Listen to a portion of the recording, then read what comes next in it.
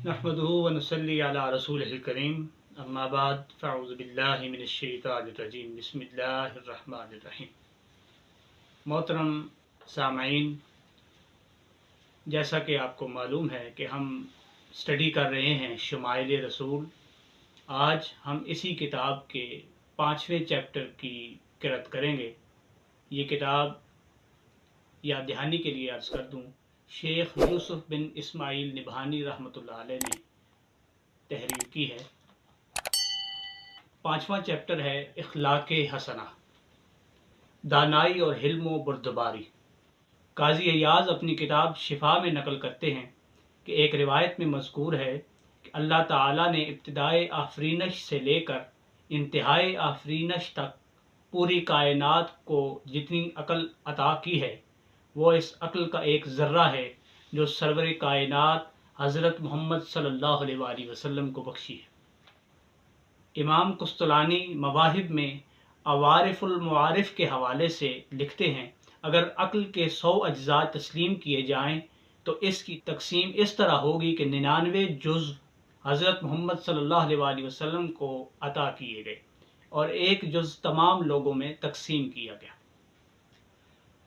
कुस्तलानी कहते हैं, जो शख्स आप सल्लल्लाहु अलैहि वसल्लम के हुस्न तदबीर के बारे में गौर करे तो देखेगा जो दुनिया की वहशी तर कौम थी, जिसे किसी तहजीब व तमद्दुन की हवा तक नहीं लगी थी, ना उनके सामने माजी की तारीख थी ना मुस्तकबिल के अंदेशे, जिसके पास तालीम व ताल्लुम का कोई ज़रिया और सामान नहीं था, इस वहशी कौम की तरबियत आपने इस अंदाज से की कि चंद ही सालों में उनकी काया पलट गई। कत्लो गारत गरी की जगह उन्होंने एक दूसरे से मोहब्बत और ईसार को अपना शियार बना लिया। हुजूर अक़दस की ज़ात मुबारक से उन्होंने जिस वालिहाना इश्क का अमली मुज़ाहिरा किया, वो तारीख़ आलम का एक अनोखा और मुनफरिद बाब है। बाप बेटे के मुकाबिल खड़ा हो गया और बेटे ने बाप का सर तन से जुदा कर दिया। हुजूर की खातिर शौहर ने बीवी को और बीवी ने शौहर को छोड़ दिया, वतन छोड़ा, घर बार छोड़े। ये तमाम इनकलाब आफरी बातें इस बात का खुला सबूत हैं कि हुजूर से बढ़कर दुनिया में कोई ज़ीरक, दाना और अक्लमंद नहीं हुआ। आपकी दानाई सारे आलम से बढ़कर है। यकीनन आपके इखलाक़े करीमा का दामन इतना वसी है कि इसे दुनिया की कोई चीज़ तंग नहीं कर सकती। और बजा तौर पर कहा गया कि आपका खुल्क कुरान हकीम की अमली तफसीर है। इमाम गज़ाली अहयाए उलूम दीन में लिखते हैं, साद बिन हशाम कहते हैं, मैं हज़रत सिद्दीक़ा रज़ी अल्लाह ताला अन्हा की खिदमत में हाजिर हुआ। मैंने हुजूर अलैहिस्सलाम के इखलाक के बारे में पूछा। आयशा सिद्दीक़ा बोली, क्या तू कुरान नहीं पढ़ता? मैंने कहा, हाँ ज़रूर पढ़ता हूँ। फरमाया, बस कुरान ही आपका खुल्क़े अज़ीम है। इस किस्म के इखलाक व आदाब की कुरान में बेशुमार मिसालें हैं और इन तमाम तहजीब व तादीब की अव्वलीन मकसूद जनाब रिसालत मआब हैं। फिर तमाम कायनात के लिए आपकी ज़ात गिरामी हिदायत और रोशनी का मीनार है। इसलिए ख़ुद आपने अपने बारे में फरमाया, मैं मुहासिन इखलाक की तकमील के लिए भेजा गया हूँ। और जब आपने मकारिम इखलाक की तकमील कर दी तो अल्लाह जल्ल शानहू ने फरमाया, इन्नका लअला खुलुकिन अज़ीम।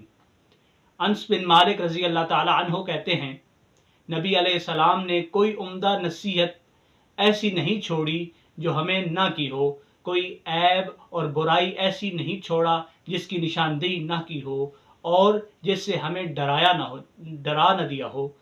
तमाम नसीहतों की जामे आपने हमें ये आयत की तलकीन की, इन्नल्लाह यअमुरु बिल अदल वल इहसान व ईताइ ज़िल कुर्बा।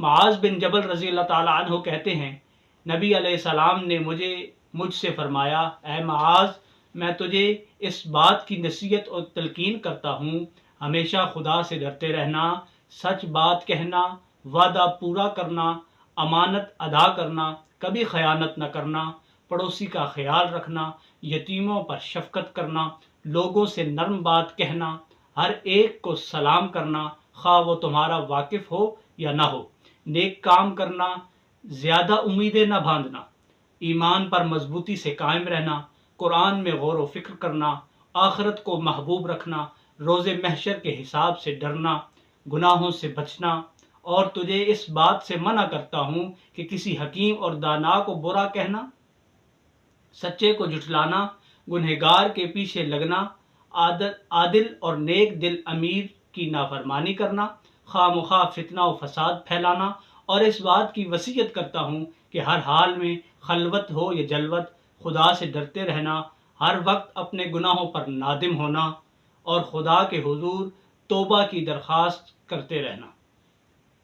امام حسن رضی اللہ تعالی عنہ کہتے ہیں، میں نے اپنے ماموں ہند بن ابی حالہ سے پوچھا، وہ حضور اقدس کے حالات اکثر بیان کرتے تھے اور مجھے ان کے سننے کا بے حد اشتیاق تھا۔ انہوں نے میرے پوچھنے پر حضور اقدس کا حلیہ مبارک بیان کیا۔ حضور کی شخصیات انتہائی وجیح اور بلند مرتبہ تھی۔ آپ کا روئے انور 14ویں کے چاند کی طرح چمکتا تھا۔ اس کے بعد پورا حلیہ شریف بیان کیا۔ امام حسن رضی اللہ تعالی عنہ کہتے ہیں کہ میں نے بعض وجوہ کی بنا پر اس حدیث کا امام حسین سے ذکر نہیں کیا، ان سے چھپائے رکھا۔ ایک عرصہ بعد ذکر کیا تو معلوم ہوا کہ وہ مجھ سے پہلے اس حدیث کو سن چکے تھے۔ اور صرف یہی نہیں کہ ماموں جان سے یہ حدیث سنی، بلکہ والد محترم حضرت علی کرم اللہ وجہ کریم سے حضور اکرم کے مکان پر تشریف لے جانے، باہر تشریف لانے اور آپ کے طور و طریق کے متعلق بھی معلوم کر چکے تھے۔ چنانچہ امام حسین رضی اللہ تعالی عنہ نے بیان کیا، میں نے اپنے والد حضرت علی کرم اللہ وجہ کریم سے حضور کے مکان تشریف لے جانے کے حالات دریافت کیے تو آپ نے فرمایا، حضور مکان میں تشریف رکھنے کے وقت کو 3 حصوں میں تقسیم فرماتے تھے۔ ایک حصہ خدا کی عبادت میں صرف کرتے، دوسرا حصہ گھر والوں کے حقوق اور ضروریات کے لیے، اور تیسرا حصہ خاص اپنی ضروریات کی تکمیل کے لیے رکھتے تھے۔ حضور اقدس صلی اللہ علیہ وآلہ وسلم کی مجلس میں مفید اور حکیمانہ باتوں کا ہی ذکر ہوتا تھا، اور ایسے ہی امور کو حضور صحابہ سے بصد خوشی سنتے تھے۔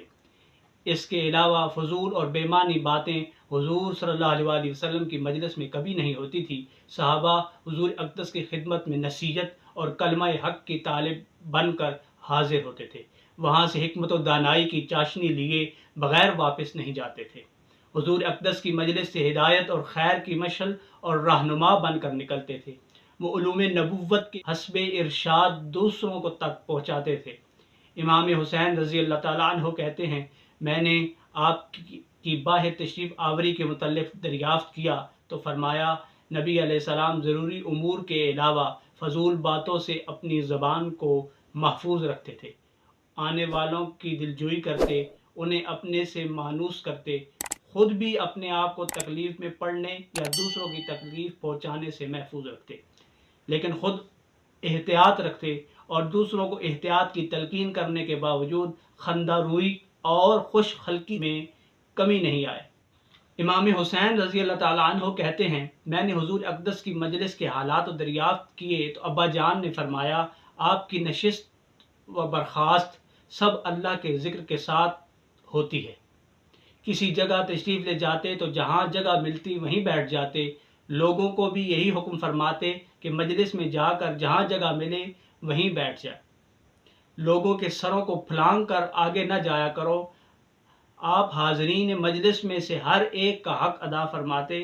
آپ کے ہاں بیٹھنے والا ہر شخص یہ سمجھتا حضور اکرم صلی اللہ علیہ وآلہ وسلم سب سے زیادہ میرا اعراض فرما رہے ہیں۔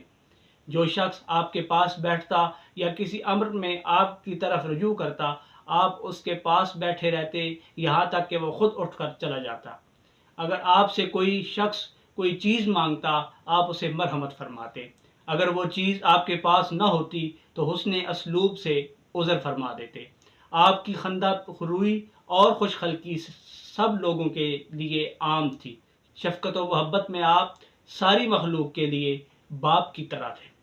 حقوق میں سب لوگ آپ کے نزدیک برابر تھے۔ آپ کی مجلس علم و حیا اور صبر و امانت کا مرقع ہوتی۔